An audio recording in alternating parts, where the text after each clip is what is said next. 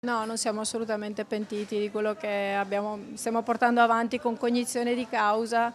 È stata una scelta imprenditoriale molto tranquilla. La decisione è presa e non si torna indietro. Vanno avanti convinti della loro scelta i titolari della pasticceria di Oderzo, madre e figlio, che hanno ricevuto pesanti critiche sui social dopo aver deciso di inserire nello scontrino un costo extra di 10 centesimi nel caso il cliente chieda di tagliare in due la brioche acquistata. Non è in realtà una semplice brioche già farcita, tagliata, ma è in realtà una brioche artigianale, lo sottolineo perché c'è tanto lavoro sotto. Diciamo che la farcitura è pari sia da un lato che dall'altro, quindi il cliente non si può lamentare e a maggior ragione abbiamo pensato di dare precedenza al servizio piuttosto che appunto a un semplice taglio.